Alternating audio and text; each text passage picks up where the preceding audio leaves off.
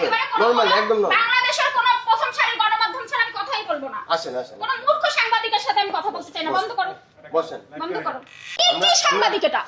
আমরা হ্যাঁ? সিরিয়াল আমার প্রথম সারির গণমাধ্যম যেখানে করেছে, আমার জজের উপরে তোমরা পিবিআর উপরে কথা বলছো। আমার অ্যাডভোকেট কথা বলেছে, কোর্টের রিপোর্ট অনুযায়ী কথা বলেছে। ইউটিউবাররা কি খারাপ?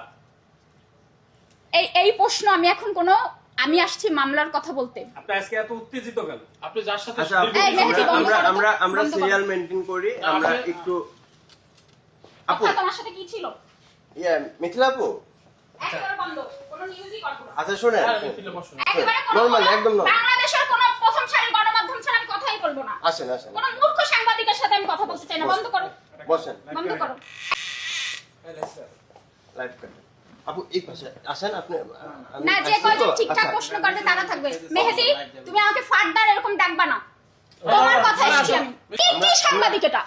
আমরা হ্যাঁ? সিরিয়াল আমার প্রথম সারির গণমাধ্যম যেখানে করেছে, আমার জজের উপরে তোমরা পিবিআর উপরে কথা বলছো। শুরুতে আমরা যাব আপনার মামলা বিষয়ে। আপনি আপনারা কয়েকজন আলাদা হন। সেগুলো মামলার বিষয় যারা মেহেদী, তুমি বন্ধ করো কিন্তু। যারা উল্টাপাল্টা আমি আইনগত ব্যবস্থা নিব, কারণ কোর্টের উপরে পিবিআই এর উপরে যারা এই প্রশ্ন তুলবে আমি আইনগত ব্যবস্থা নিব। এই মানুষটা কেন মামলা করেন, তাকে টাকাও দেন, এটা কেমন না? ইফতার হওয়ার আগে হ্যাঁ, আপনি টাকা দিয়েছেন মানুষের ছবি। এটা কি আপনাদের একটা নাটক যে এই জেলে যাবে ট্রেন্ডিং এ থাকার জন্য? না না না না, এরকম কোনো প্রশ্নই আপনি করেন না। এরকম ট্রেন্ডিং কখনোই। তাহলে আপনি আমাকে কিন্তু দেখেন, ওই যেদিন ওয়ারেন্ট, আমি কিন্তু আজকে আসলাম আপনাদের সামনে, দেখেন আজকে এসেছি। আর যারা এগুলো করে তারা কিন্তু কথায় কথায় আপনাদের ডাকে, আমি কিন্তু কথায় কথায় আপনাদের ডাকি না। এই কথাটা আপনারা আমাকে বলতে পারবেন না। আপনারা আমাকে ডেকে নিয়ে আসেন জোর করে, রিকোয়েস্ট করে। আমি কিন্তু সচরাচর সাংবাদিকের সামনে যেতে চাই না।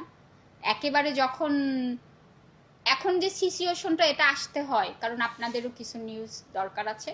আর একটা কথা আপনাদেরকে আমি বলছি যে 1 বছর আগে আমার মামলাটা করা, আপনার পিবিআই তদন্ত হয়েছে 9 মাস। তদন্ত হওয়ার পরে আসামি গ্রেপ্তার হয়েছে, কারণ দোষী সাব্যস্ত হয়েছে।